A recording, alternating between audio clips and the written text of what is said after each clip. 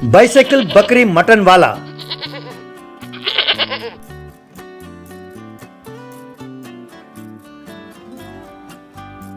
एक गांव में सदानंद नाम का व्यक्ति बकरियों को होलसेल में खरीदकर अपने घर पर रखता था।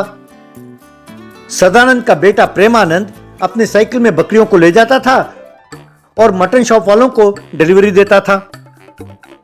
एक दिन प्रेमानंद अपने साइकिल में बकरियों को लेकर जा रहा था। इतने में उसके साइकिल के पीछे से एक बकरा उठा और उसे जोर से काटकर उसे कस के पकड़ लिया। अरे ये क्या, ये तो ऐसे पकड़ रही है जैसे कोई गर्लफ्रेंड अपने बॉयफ्रेंड को पकड़ती है। कहीं ये तो नहीं सोच रही कि मैं इसे फिल्म दिखाने ले जा रहा हूँ। अरे बकरी, अब थोड़ी देर में तुम मटन दम बिरयानी बनने वाली हो। मूर्ख बकरी, कहकर मुस्कुराने लगा। मटन की दुकान के पास आया। अरे ये क्या, अरे इस बकरी ने तुम्हें ऐसे गले लगा लिया। अरे बकरियों का दिमाग कहाँ होता है भाई। अरे ये तो कसाई पर ही भरोसा करते हैं, इसलिए इसने गले लगा लिया। चल चल उतर, कहकर उस बकरी को नीचे उतारा। उस बकरी ने प्रेमानंद की ओर बड़े प्यार से देखा और मैं करके चिल्लाने लगी। उसने अपना पूंछ भी हिलाया। प्रेमानंद को उस पर रहम आ गया। कसाई उसे ले जाने वाला था। अरे भैया रुको, आज मैं उसे नहीं बेचूंगा, कुछ दिनों बाद बेचता हूँ, कहकर उसे लेकर चला गया।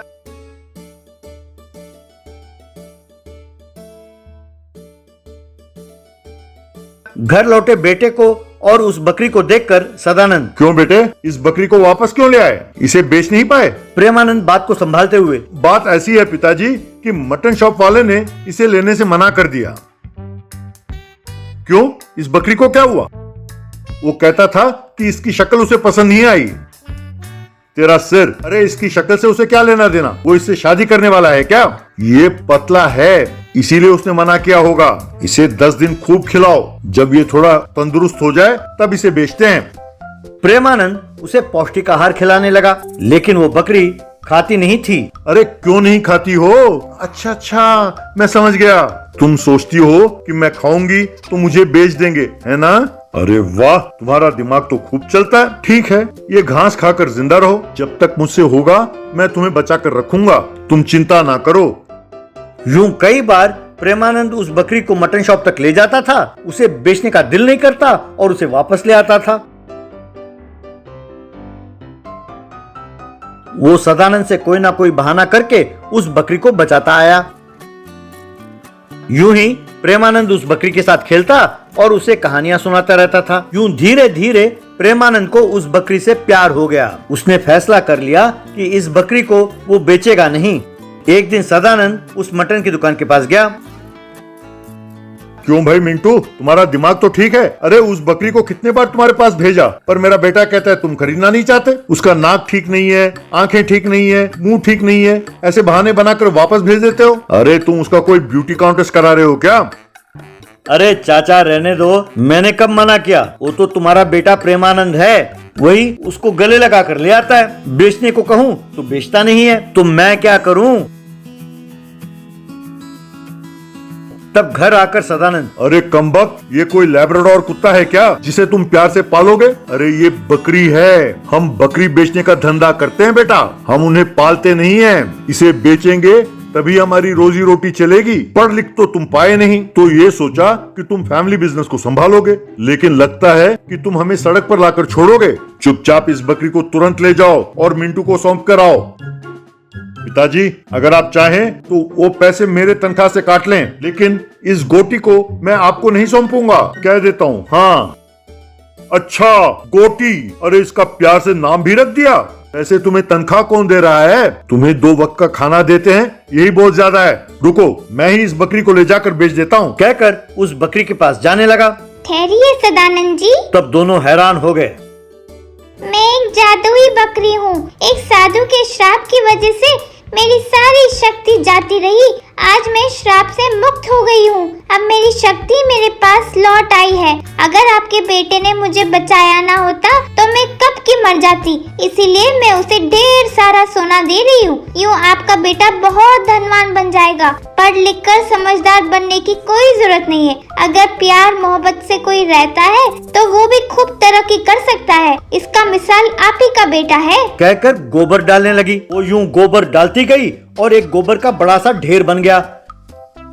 ये सोना देने की बात कर रही थी और गोबर डाल रही है। यूं सोचने लगे कि तभी वो गोबर सोने में बदल गया। ये दोनों बहुत खुश हुए और बकरी को प्रणाम किया। वो बकरी वहां से गायब हो गई। तब सदानंद प्रेमानंद से, बेटा तुम्हारा नाम मैंने प्रेमानंद रखा था और तुमने प्यार से ही जीत हासिल कर ली बेटा, मुझे तुम पर नाज है। सोने की मदद से वो परिवार खूब धनवान बन गया। Papaya watermelon delicious flavours. Shamirpur नाम के गांव में सोमनाथ और उसकी बीवी लक्ष्मी एक व्यस्त जगह पर जूसेस और फल के रस बेचते थे। सोमनाथ का भाई रामनाथ बगल वाले गांव में खेती का काम कर रहा था। सोमनाथ और लक्ष्मी को कश्यप कह के एक बेटा था। उसको लाड प्यार से देखभाल करके पढ़ाई करवा रहे थे। सोमनाथ के जूस सेंटर के पास बहुत लोग आकर जूसेस पीते थे। उन लोगों में से कुछ लोग, तुम्हारा पास जो स्वाद है वो दूसरों के पास क्यों नहीं है? वो फल का है या तुम्हारा हाथ का चमत्कार है? कहकर पूछते थे। तब लक्ष्मी, सब कुछ आपके सोच में ही है मालिक, हम तो खेत में उगे हुए ताजा फल ही इस्तेमाल करते हैं, बोली। वैसे ही उनका व्यापार अच्छे से ही चल रहा था। थोड़े साल के बाद शहर में नया नया कॉलोनीज तैयार होकर वहां पर भी फल के जूस बेचने वाले दुकान ज्यादा हो गए थे।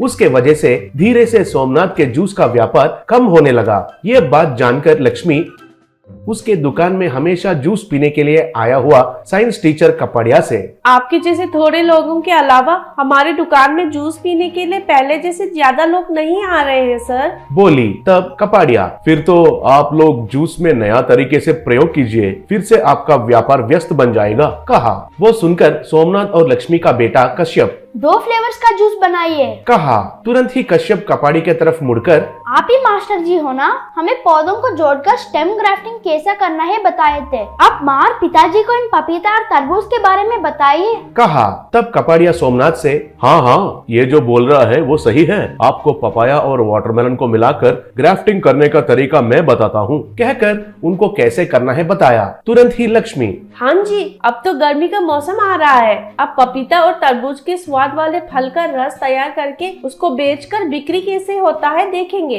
बोली। तब कपाड़िया ठीक है कहकर चला गया। अगले दिन सोमनाथ गांव जाकर रामनाथ से मिलकर उनके खेत में पपाया और वाटरमेलन को ग्राफ्टिंग किया हुआ पौधे लाकर लगाया। रामनाथ बहुत ध्यान से फल आने तक उनका अच्छा देखभाल किया। ग्राफ्टिंग पपाया के पेड़ में तरबूजा उगे। उस फल में पपाया वाटरमेलन दोनों फल का स्वाद आया।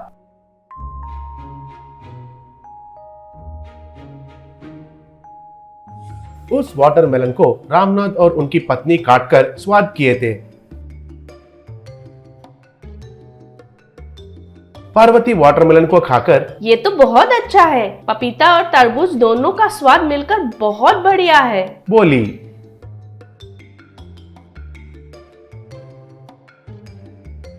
उन फलों को सोमनाथ और लक्ष्मी शहर में लाकर जूस सेंटर में पपाया वाटरमेलन दोनों को मिलाकर उनका रस बनाकर बिक्री करने लगे। उसमें 2 तरीके के फल का स्वाद आने के वजह से धीरे से लोग आकर बड़े पसंद से पीने लगे। वैसे ही पपाया वाटरमेलन डिलीशियस फ्लेवर्स की वजह से उनका जगह पहले के जैसे व्यस्त बनकर अच्छे से व्यापार होने लगा। उसके लिए वे लोग बहुत खुश हुए।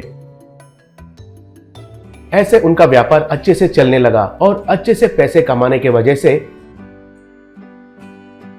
शहर में अच्छा सा घर बनवाया और बेटा को अच्छा पढ़ाई करवाने लगा। तब से वे आराम की जिंदगी जीने लगे।